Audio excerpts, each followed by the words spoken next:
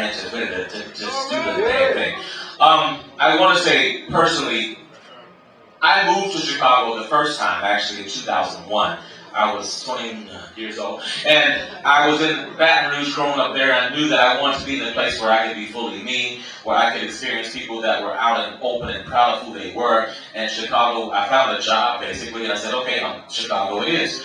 And I found a wonderful place and a wonderful community of friends, some of them that are in this room right now. Even so, I'm not going to start naming names, so don't forget, you know who you are. People that I've known for over 10 years who are part of my surrogate family in Chicago. I moved back to Louisiana in 2004 to be the deputy press secretary to then Governor Kathleen Blanco.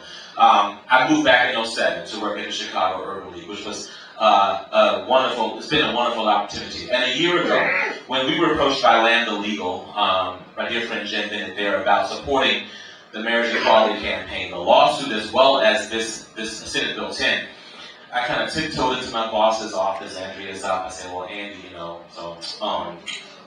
Land Illegal kind of do this campaign, and they want the Chicago Urban to be a part of it. So she had her back turned to me at her computer. She did one of those, Diane Carroll, Dominique Devereaux scribbles in her chair. You feel me? You feel me? I know some of y'all know. You can't know too, don't let me know. But so she did a scribble in her chair, and she says to me, she says, why wouldn't we support this? And that's what the answer.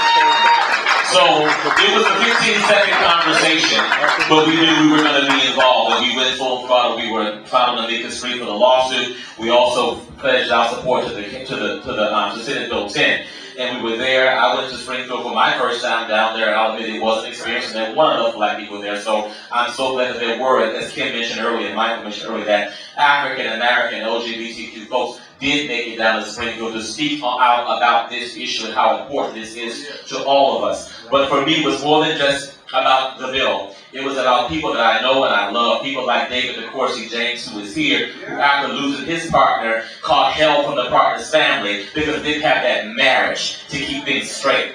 I do this for my friends Brenda Lee and Lee Edwards, who are not here tonight because Brenda is sick, but a loving, committed, Christian, black couple who want to get married and can and should get married, and now they have the right to do so. I do this for everyone in this room and not in this room who wants to enjoy their civil liberties as a human being to get married, if that's what you want to have. Mona and Yvette did it for y'all too, and I love you. I'm so glad you all are here too. Thank you for this community. Everyone in this room who wants the opportunity to get married, you should have it. And now, because of all of us who are at the table, and especially people in this room, we now have that. So, of course, I'd be remiss if I did not thank our legislators who are here. Senator Jones, thank you. Representative Duncan, thank you. But all of you who got on those buses, who made those phone calls, everything that's been said already, but we can't say it enough. Thank you for being at the forefront of this movement and bringing the black and the brown voices to this movement. So let's not forget about our Latino brothers and sisters as well. Now, we've got this one done, but guess what? I'll quote Lisa Madigan, she said last week, we can celebrate right now because as soon as I'm done talking, Laura Branch is going to set it off. Party tonight, but guess what? Tomorrow, work begins. There's more work to be done. These legislators need us. They need us. And we need them to be involved in issues that impact all of our communities and having those conversations about issues that impact us all. Health and wellness, housing, jobs. Come on, how many of y'all need a job right now? Know somebody looking for a job? How many of y'all know somebody that's facing foreclosure, right? How many of y'all know somebody who needs to stop paying all that rent money and buy a house? I mean, the same, student loan debts. All those things are important to all of us. And it's time for us to raise our voices on those issues as well.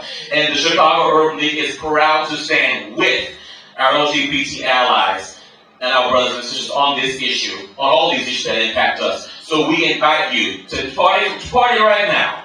But tomorrow, December 21st, at the Chicago Urban League, be a part of the conversation, be a part of the solution. That's the challenge. That's my challenge. That's my request of all of you. Be engaged, stay engaged, be a part of what's going to happen next, because there's so much more that we can accomplish. But staying united, we can pack a mighty punch in the state of Illinois. So let's keep on doing it. Let's keep on keeping on. Thank you all for all the work that you've done, and thanks for being here tonight.